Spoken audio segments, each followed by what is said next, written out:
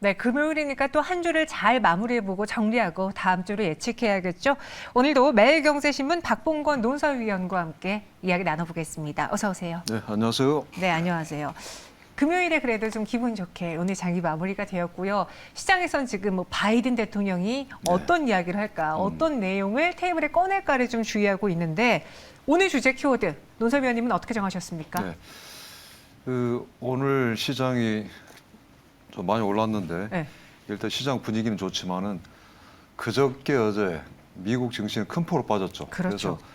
그래서 베어 마켓, 약세장이 시작됐다라는 불안감이 커지고 있는데 그래서 화두를 베어 마켓, 약세장으로 한번 잡아봤습니다. 일단은 그저께 2년 내 최고치로 미 증시가 빠졌고 어제도 이틀 연속 빠지면서 연중 최저치 근처예요.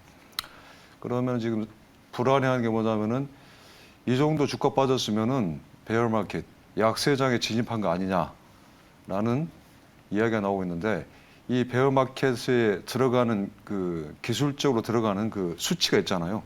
1년 단위로 잘라가지고 고점 대비 20% 이상 주가가 빠지면은 그게 바로 약세장 진입 신호로 해석하고 있는데 제가 쭉 계산해봤더니 나스닥 시장 같은 경우 기술주 중심이지만은 나스닥 시장은 이미 이 기준으로 따진다면은 약세장에 진입을 했죠. 왜냐하면 30% 이상 빠졌거든요. 그리고 우리 투자자들이 많이 보는 다우지수 16% 빠졌습니다. 약세장 초입 정도로 지금 접근했죠. 그리고 어떻게 보면 미국 시장 상장된 주식의 전체 흐름을 보여주는 S&P 500 지수 계산해 보니까 19.8%, 19.9% 이 정도 반올림하면 20% 그런 베어마켓 초입에 이미 진입한 걸로 해석할 수가 있을 겁니다.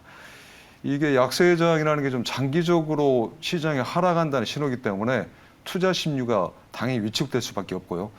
참고로 제가 우리 시장을 좀 살펴봤더니 코스피 지수 같은 경우는 연중 최저점으로 하면은 23%가 빠졌는데 오늘 좀 올랐기 때문에 낙폭이 20% 정도 좀 접해들었고요. 그리고 코스닥 시장 같은 경우는 22%가 빠졌었는데 지금 오늘 기준으로 하면은 낙폭이 17% 정도로 줄어듭니다.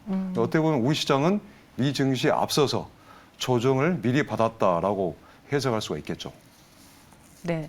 베어마켓에 대한 이야기를 최근 또 이번 주에 워낙 뉴욕 증시가 많이 급락했기 때문에 꼽아주셨는데 이 베어마켓의 진입을 걱정하는 이유가 있습니다. 단순히 그냥 시장이 과대 낙폭을 보여준 게 아니라 실적이 좋지 않았기 때문에 매를 맞은 것이거든요. 이전에는 성장주에 대한 위기에서 갑자기 이번에는 소비 유통주들의 실적이 급락, 어닝 쇼크까지 나오면서 주가를 끌어내렸는데 경기 침체의 전조입니까? 어떻게 보세요? 지금 그런 불안감이 지금 확산되고 있고 기본적으로 지금 악재는 변한 게 없어요. 기본적으로 인플레이션과 공격적인 금리 인상에 따른 리세션 우려 이 큰 틀은 변한 게 없습니다.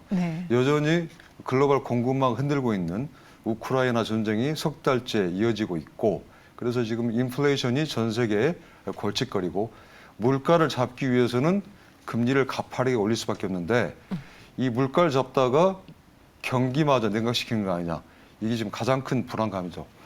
실제로 지금 타겟이랄지 월마트랄지 실적이 나쁜 기업들이 나타나기 시작했잖아요. 다시 말하면 인플레이션 때문에 원자재 비용이 늘어나는데 이 가격을 상품에 전가할 수가 없으니까 기업 수익성이 나빠지는 건 당연하겠죠. 여기에다가 지금 파월 의장도 이야기했지만은 지금 6월, 7월 이달에 이미 0.5%포인트 빅스텝 밟았지만은 6월, 7월 연속해서 0.5%포인트씩 빅스텝을 받을 수 있는 그런 가능성이 지금 존재하지 않습니까? 파월 의장도 지금 성장보다는 물가 잡는 데 주력하겠다라고 이야기를 했고요. 그러면 이 원자재 급등에 따른 비용 부담 플러스 금리가 상승하면 당연히 금융 비용이 높아질 수밖에 없겠죠. 기본적으로. 그럼 이 양쪽에서 원자재 비용, 금융 비용 합쳐지면은 기업 수익성이 나빠지는 건 당연한 거고요. 기업 수익성이 나빠지면은 투자가 줄을 수밖에 없습니다. 기업 입장에서. 그러면은 경제적으로 보면 총수요가 줄어드는 거고요.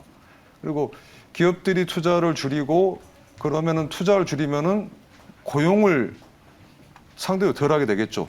그러면은 역시 가계의 가처분 소득이 줄어들고 또 그쪽 부분에서 또 소비가 줄어들면은 상품 소비가 또 줄어들고 상품 소비가 줄면 또 공장 가동률이 줄어들고 그러면 또 사람 잘라야 되고 이런 악순환이 계속 반복되는 거죠. 그래서 만약에 이 기업이 원자재 상승분에 대해서 가격을 전가할 수 있으면 좋을 텐데 방금 말씀드린 대로 금융 비용이 상승하기 때문에 이 가격 입장에서 가처분 소득이 줄어드는데 가격이 높아지면은 당연히 물품 구매가 줄어들 수밖에 없는 거죠. 그래서 쉽게 기업들이 가격을 전가할 수가 없는 거고요. 이런 악재가 쌓이면서 기업 실적이 나빠지는 게 나타났고 기업 실적이 나빠지는 게 보이니까 야 이제 인플레이션 이에 따른 금리 상승의 후폭풍이 본격적으로 닥쳐오는구나라는 불안감이 커질 수밖에 없는 겁니다. 물론 근데 제가 비관적인 말씀드렸지만은 뭐 긍정적인 요소가 없는 건 아니에요. 제가 말씀드렸듯이 이미 우리 시장 같은 경우는 사이클을 먼저 밟았어요. 미 증시보다 빨리 조정을 바꿔서 어떻게 보면 지금 우리 시장 보시면 아시겠지만은 미 증시 변동성에 비해서 우리 시장 변동성은 최근 들어보면은 상당히 좁아진 상태거든요. 왜냐하면 미리 조정을 받았기 때문에 그만큼 낙폭이 과다하기 때문에 저가 매수세 이 베이스가 유지가 되고 있고 주가가 떨어질 때마다 저가 매수하겠다는 수요가 계속 존재한단 말이에요. 그러면은 이 시장 상황이 변동성이 줄어들면서 물론 반등하는 그 기운은 모멘텀은 크지 않지만은 그 하한선이 가장 계속 높아지는 그런 하방 경직성을 높이는 그런 모습을 보이고 있는 것은 긍정적인 거고 또 한 가지 지금 이 악재라는 게 지금 계속 몇 개월째 반복되어 있기 때문에 내성이 지금 쌓이고 있습니다. 내성이 쌓이고 있고 이 악재도 언젠가는 이제 정점을 찍고서 내려올 수밖에 없는데 일단 뭐 물가 같은 경우도 지난 4월 달에 미국의 8%대 높은 물가 상승률이지만은 정점을 찍고 좀 둔화됐지 않습니까? 그리고 우리 원달러 환율도 마찬가지입니다. 1,300원 찍었다가 지금 오늘 같은 경우 1,260원 큰 폭으로 떨어졌잖아요.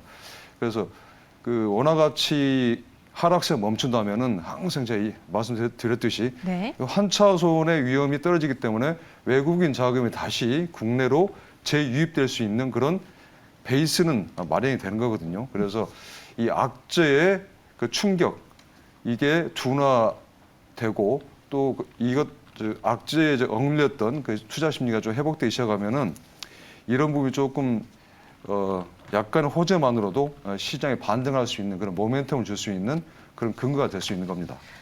여기에 우리 증시는 좀 다르게 오늘장 반응을 했는데 물론 뭐 수급 요인도 있었지만 바이든 대통령의 방한도 시장의 호재로 작용을 했고 또 이번에 한미 통화 수합 이야기가 나오지 않을까 그래서 환율도 좀 안정화되다 보니 외국인 자금이 들어오기 용이했거든요. 바이든 관련주, 이 한미 정상회담에 대해서도 한번 이야기해 볼까요? 네, 어떻게 보면 지금 바이든 랠리라고 할 수 있을 만큼 시장이 바이든 방안 관련해서 좀 움직이고 있는데 방금 말씀하신 그 거시적인 부분에 있어서는 환율이 오늘 되게 안정된 모습을 보였거든요. 왜냐하면은 바이든이 와서 윤석열 대통령하고 회담을 하면서 정상회담 의제 중 하나가 한미 통화 수합이 될 수 있다라는 지금 전망이 나오고 있기 때문에 그 통화 수합이라는 건 비상시에 우리 돈으로 달러를 가져올 수 있는 다시 말하면은 그 달러 자금을 확보할 수 있는 길이 열리기 때문에 그 외환시장이 상당히 투자 심리 측면에 있어서는 상당히 안정감을 줄 수 있는 그런 거시적 변수이기 때문에 네. 일단 환율이 안정된다는 거는 제가 말씀드린 대로 외국인 자금이 다시 유입될 수 있는 지금 수준에서 환율이 안정이 되고 더 나아가서는 원화 가치가 상승한다고 생각될 때는 환 차익을 노린 외국인 자금이 유입될 수도 있는 거고요. 그런 거시 측면이고 그 개별 정보로 봤을 때는 지금 바이든 대통령이 한국에 와서 첫 행선지가 어디입니까? 삼성전자 평택 반도체 공장이에요. 예. 뭐 지금도 한국과 대만은 미국과 반도체 부분에서 상당히 밀접한 협력 파트너로 활동을 하고 있습니다. 그런데 이번에 와서 핵심 의제 중 하나가 반도체 협력인데 지금 바이든 대통령이 지금 추구하고 있는 게 동맹, 자유 가치를 추구하는 동맹들끼리 반도체 공급망을 확보하는 거 아니겠습니까? 중국을 배제한 채 그 부분에 있어서 삼성전자랄지 SK 하이닉스가 상당히 큰 역할을 할 수 있는 거죠.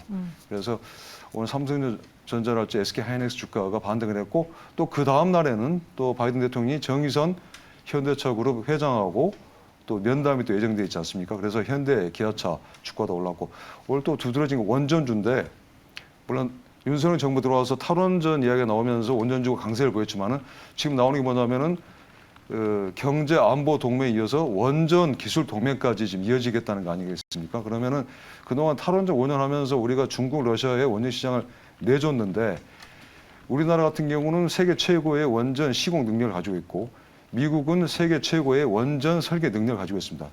한미가 협력을 하면은 원전 시장에서 아주 상당한 시너지 효과를 발휘할 수 있는 거죠. 그래서 원전주가 오늘 강세를 보였고 또 철강주 같은 경우도 현재 트럼프 때 그 보호무역, 자국 산업을 보호하기 위해서 25% 관세를 물렸는데 지금 바이든 대통령 같은 경우는 그걸 완화해 줄 수 있다는 그런 기대감이 형성되면서 철강주도 오늘 강세를 보였습니다. 네, 그럼 마지막으로 다음 주에는 이제 바이든 대통령이 떠나고 나서 우리 시장이 또 문을 열고 그에 따라서 어떤 움직임을 보일까? 또 다른 이슈가 있을까? 궁금하실 텐데요. 어떤 걸 봐야 될지 간단하게 이야기해 주실까요? 네, 다음 주도 지금 이번 주 증시가 미 기업 실적이 나빠지는 게 보이면서 급락을 했었는데 어차피 다음 주 시장도 미 시장 그 기업 실적을 좀 잘 봐야 될 것 같고요.